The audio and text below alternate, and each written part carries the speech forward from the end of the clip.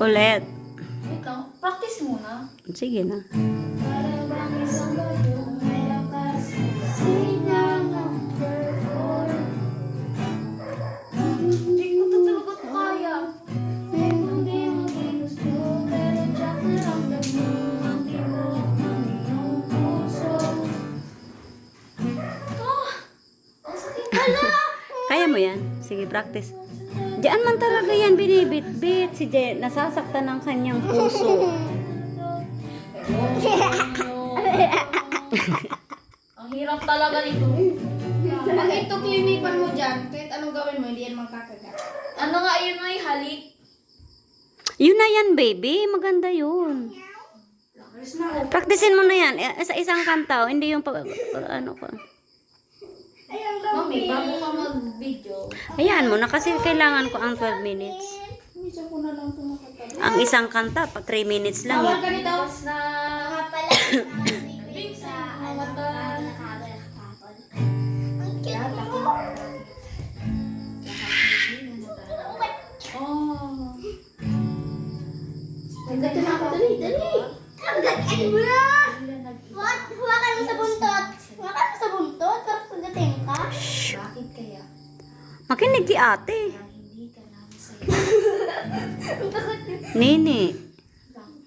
Bakit takot kayo? Jai, Jai, Jai. Umalis ka Si ate agad. busy, oh. Sabi ko, hindi ka namin gusto.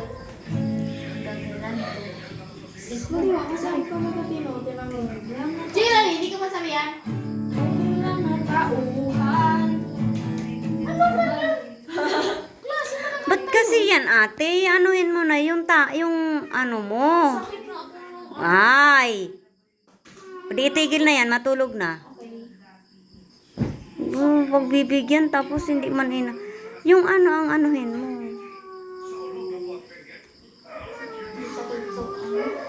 Asan yung helmet?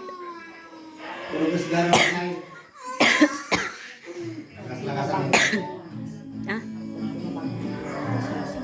Iyan nata, diba? Kasabay nito, nag-review ang Unicef ng kanilang pagkusyada sa mga lider ng bansa. Bagamat walang tinukoy na pangalan, sabi ng GISE, ang mga pinuno ay hindi dapat magpuyo ng pera. Napaputusan rin sa walang drama. Kasunod ng kanyang mga pagkusyada sa Administrasyon Marcos, kabilang ang tungkol sa kawalan ng blood control na sa plan ng bansa. Muling bumanat sa Vice President Sara Duterte. Sinilabas niya ang pahayag ngayong araw. Sabi niya, noong 2016, may pinasimulan na ang administrasyon ng kanyang amang sikat. Duterte na Master Plan and Feasibility Study for Blood Control.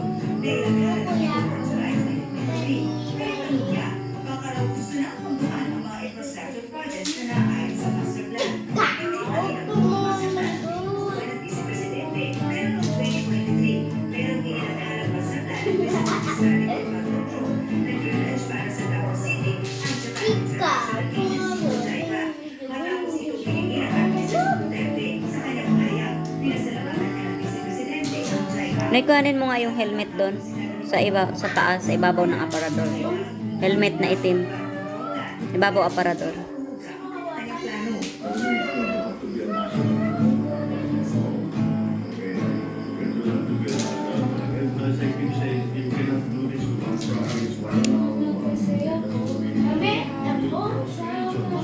Lagay mo dito.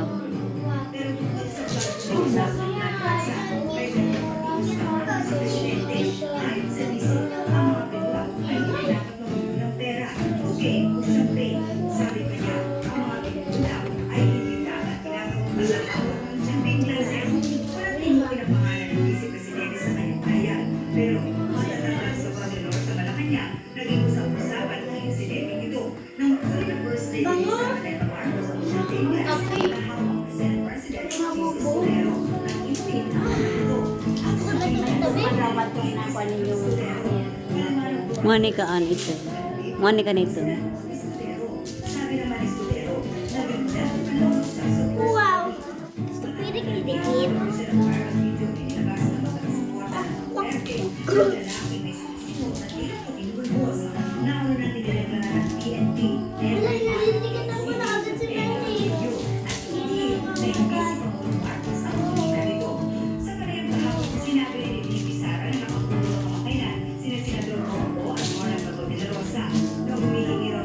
suporta para sa desisyon.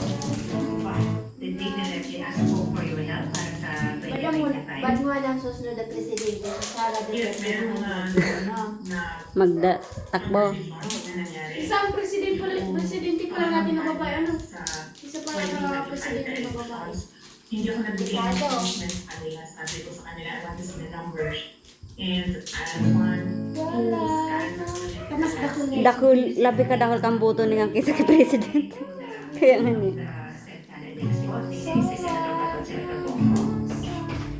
Ayan, so, sabi ko sa kanila, antayin natin ang survey para sa GMA Integrated News. Paalam na muna. Paalam na muna. Sabi mo bukas na ang final. Sige, bye. Sa bye-bye. Paalam. Ah. Pero ang ginamang mabatas, pati si Senate President Jesus Cordero, ginamahal ang mga puna ng bisip sa Black Master Plan at hindi mo na maayos sa